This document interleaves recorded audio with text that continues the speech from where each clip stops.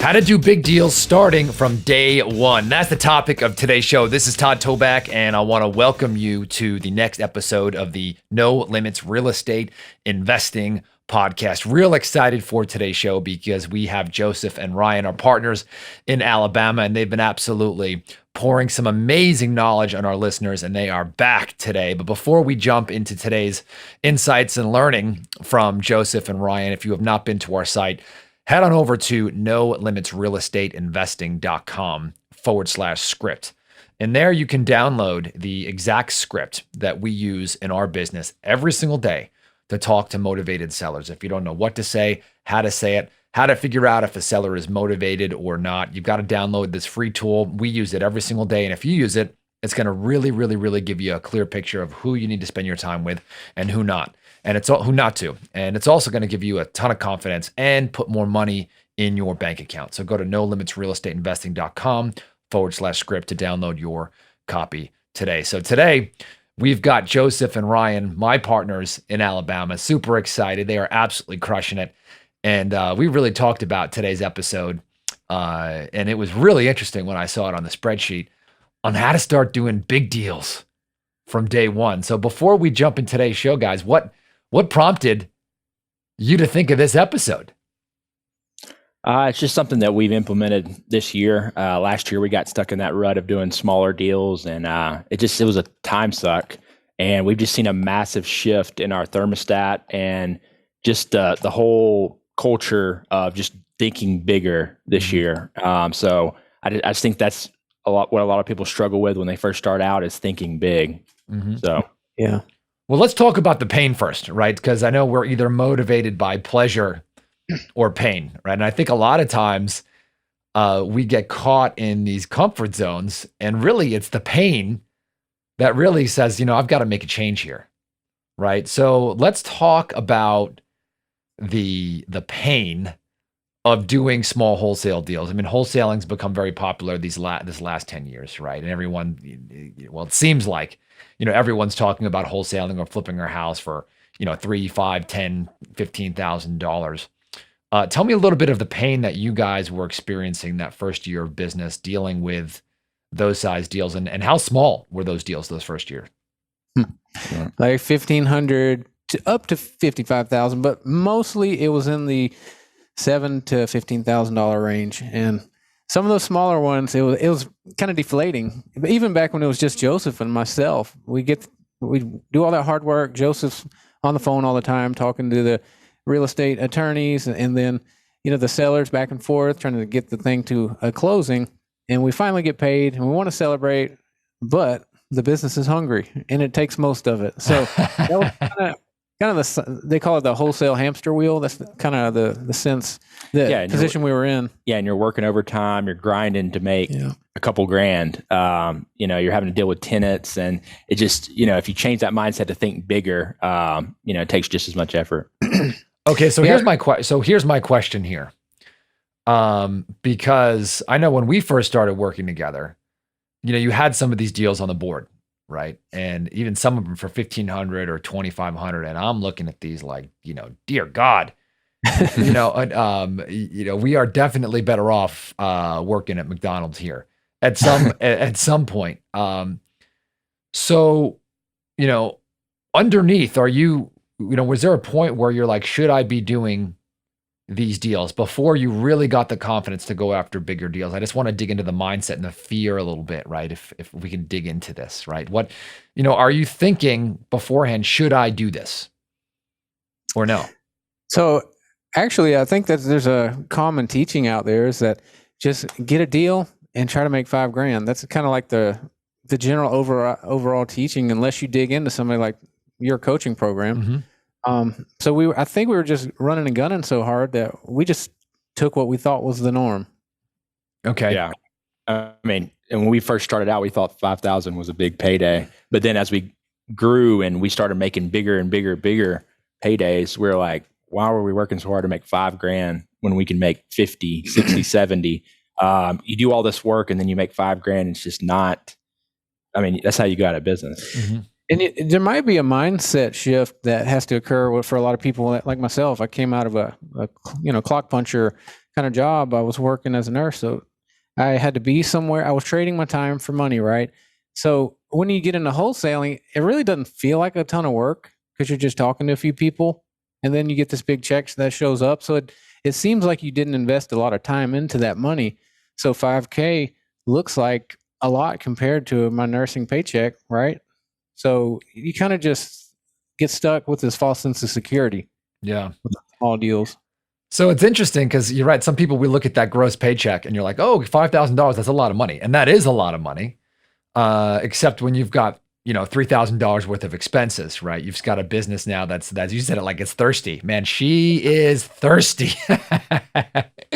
And you could tame that beast, of course. And you should tame that beast and not to take anything away from business. But I think one of the things I've also learned, just throwing this in there, is that this is not just what they call the wholesaling hamster wheel.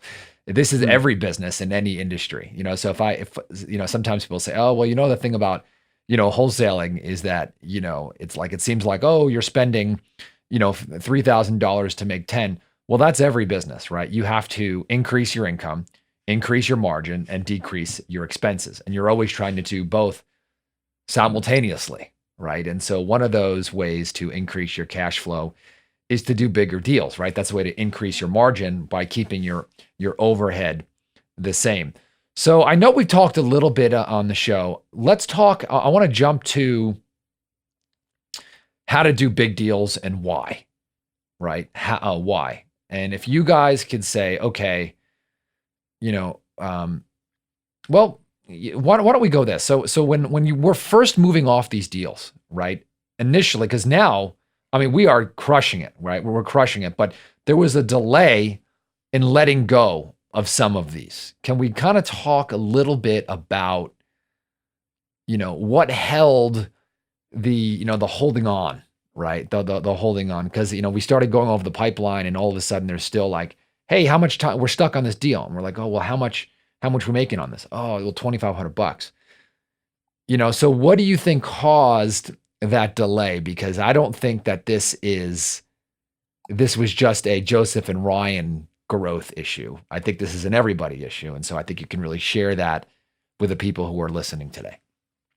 Yeah. So at the beginning of the year, we hired our first acquisition specialist, and it was very tempting to do any deal just to get him some early wins. Yeah.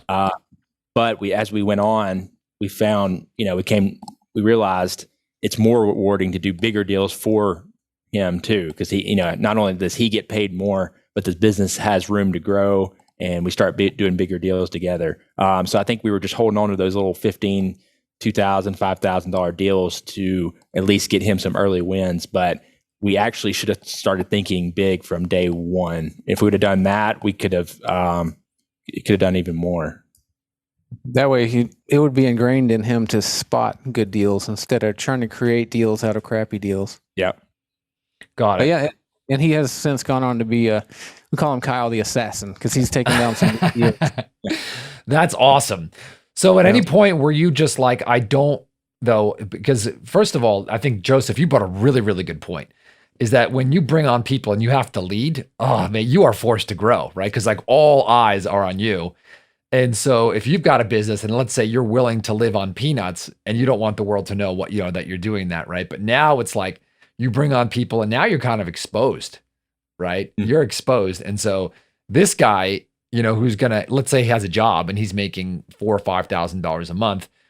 He's not coming to you to make $4,000 or $5,000 a month, right? He's coming to you to make $10,000 a month.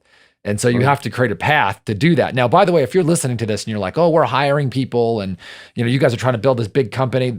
If you're a solopreneur and you haven't done your first deal, this is for you, right? I think Joseph is just talking about how he got out of his comfort zone and how he wish he would have gotten out earlier. It seems like, just this hiring this person though, just kind of accelerated that.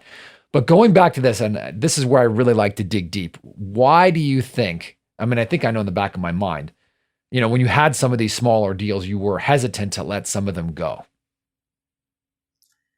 Definitely, it's kind of you put a little bit of effort into it, so you want to see it through. Maybe a pride thing, but instead could just pivot and realize this is hurting the company more than it's helping. So let's just cut ties. Right. Yep. Okay. Well, let's do this. So now we're sold on doing bigger deals. Number one, what has it done for your company? And then two, if you had to start all over again from day one, how would you do it? Yeah. So what it's done for our company is allowed us to hire even more people. So now we have more administrative help. We also have it allowed us to hire our second acquisition specialist too, which has increased our revenue, increased the culture of our company. Doing those $50,000, $60,000 deals. I mean, everybody's just happy, and the team wins, the team grows, and it allows us to increase our marketing and our sales. And it helps you grow in all areas. Yeah, I can't really add anything else to that. It's really good. And to see these, part of our management team, they live abroad, right? And it's been a huge blessing for them to be able to reap the benefits of real estate in the United States as well.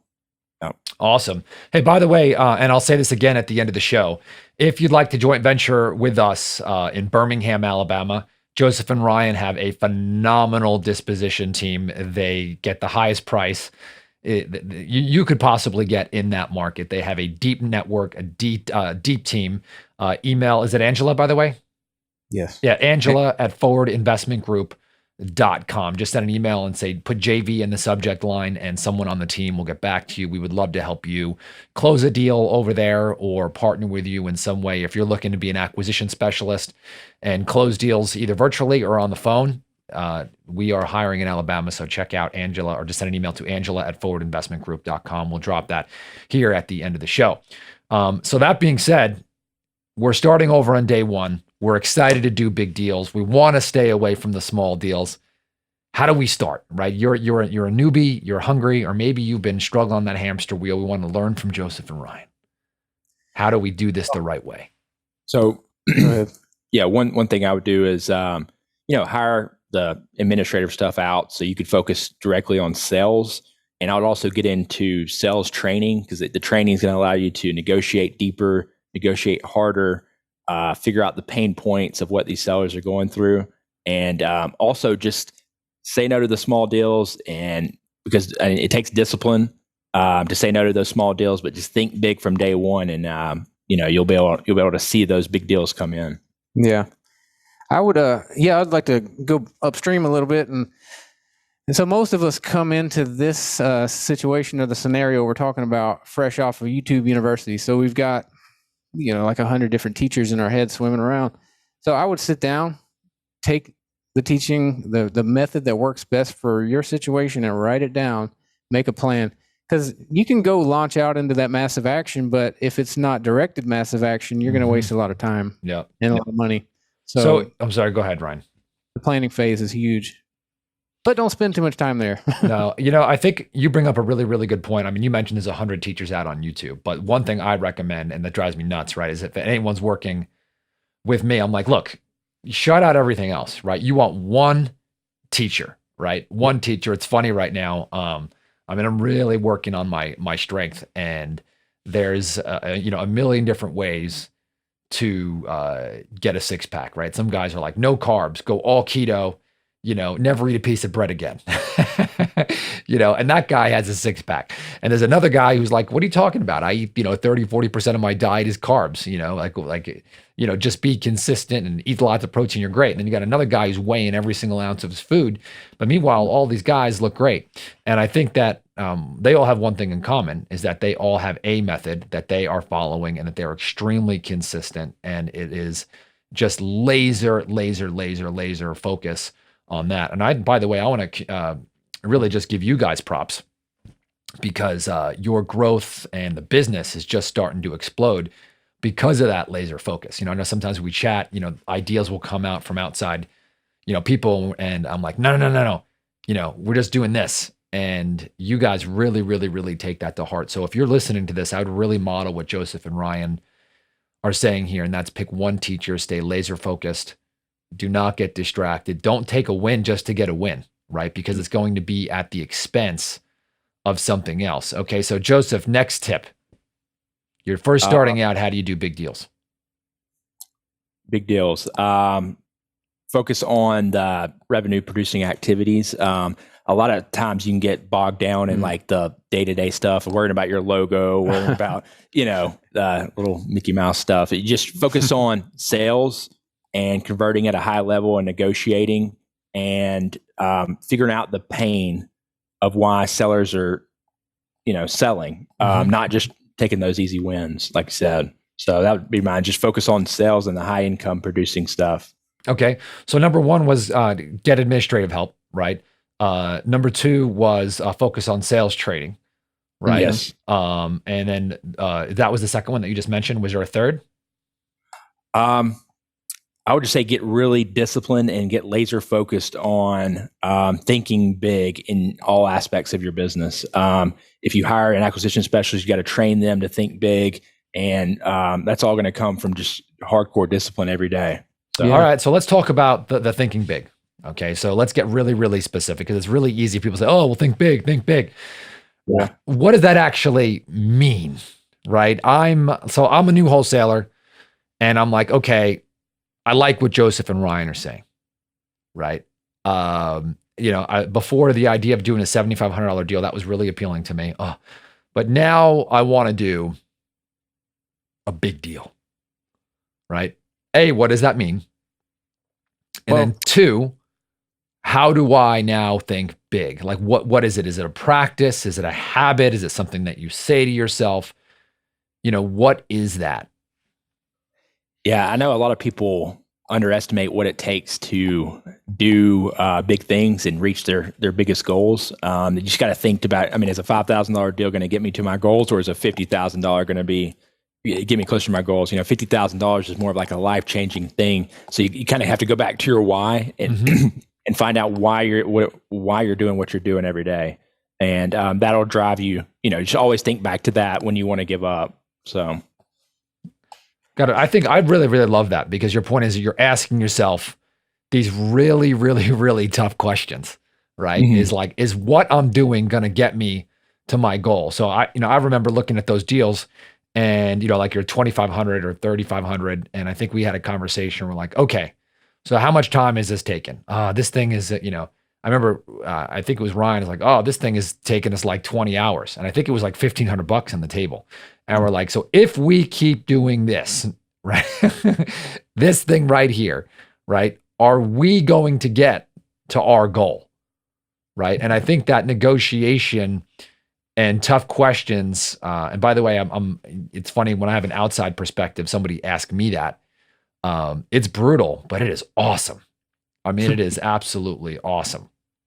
Okay, so two is asking yourself the tough questions and then actually looking to see, so reverse engineering your goal. So let's just say you're trying to make $2 million and you're thinking, okay, I'm never going to get there with $2,500 deals, right? You've got to go bigger, right?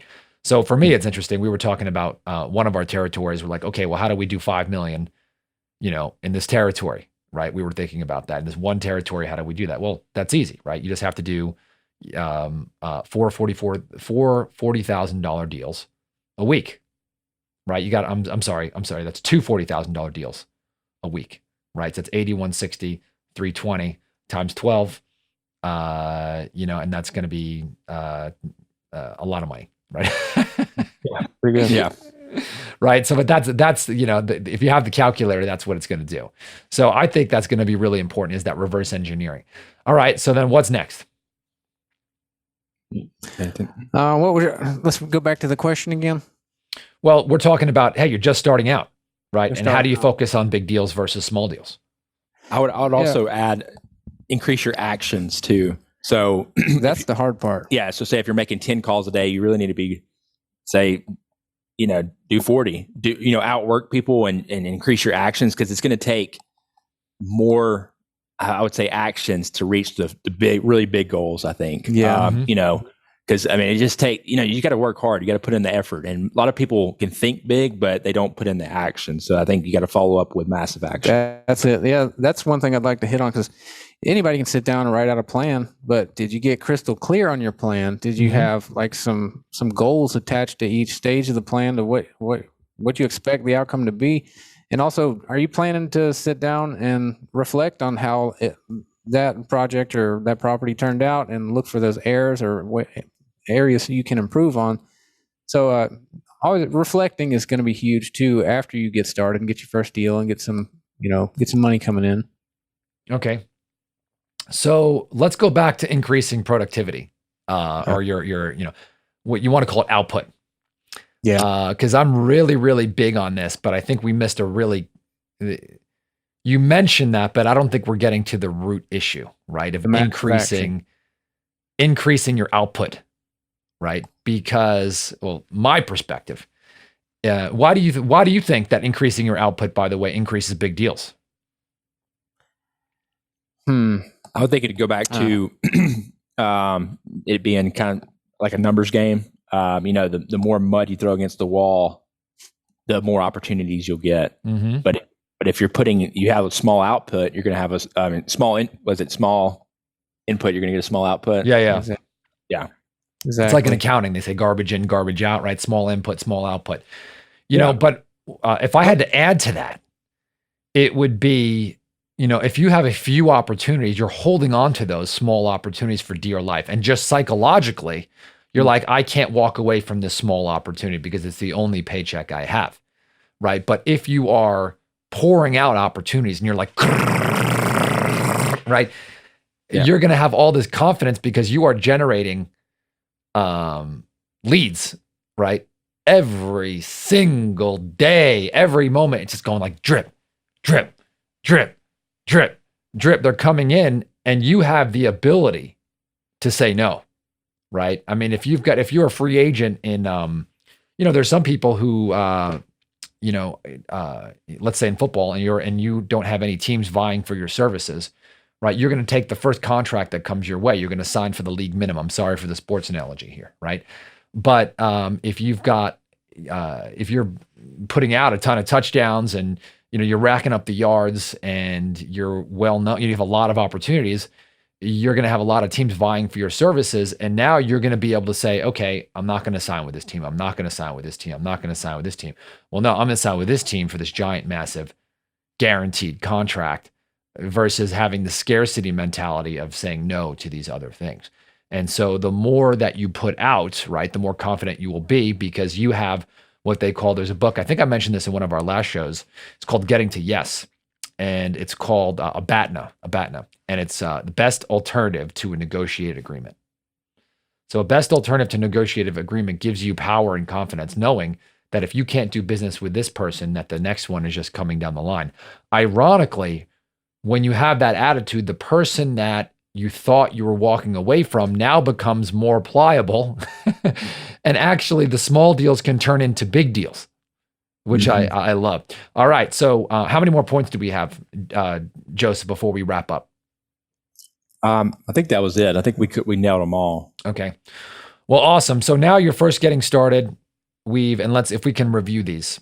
Number one, I think that I wrote down, or I'll let you summarize these, Joseph. What was the first one? I think it was just think big from day one. Okay. Think big from day one. Stay disciplined to say no to small deals. Okay. Stay disciplined. I would say keep your thermostat high. Mm-hmm. You increase your input or output. Okay. So when you say keep your thermostat high, you mean keep your standards high. I know we've talked about in the podcast, but and that kind of goes along with number two, saying no. Keeping that thermostat high. Delegate the non-income producing activities. Okay. And anything to add to that? No, I think that was it. That's it. The massive action, and partner up with somebody. If you're having trouble taking action, just get a partner that takes action. And stick to one teacher coach. Yeah, always stick to one teacher coach.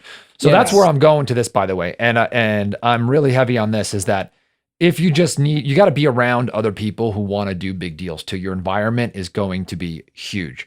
So if you're in Birmingham, by the way, and you want to do a deal, and you've got a deal under contract and you want it to make a lot bigger than you are, maybe you don't have the confidence, maybe you don't have the buyer's list, maybe you don't have the resources, maybe you just have to see it, right?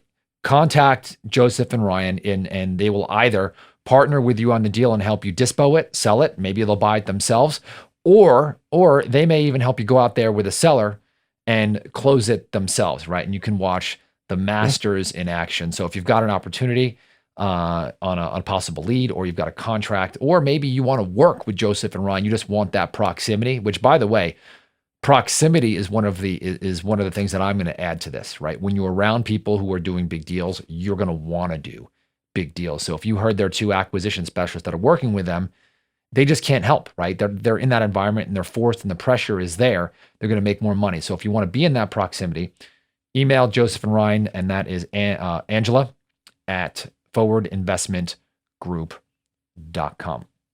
Remember, if you have not been to our website, check out nolimitsrealestateinvesting.com/script, and you can get the very same script that we use in our business. I think Joseph and Ryan are using it also. Again, it's going to give you everything that you need front to back, and I will talk to you on the next episode.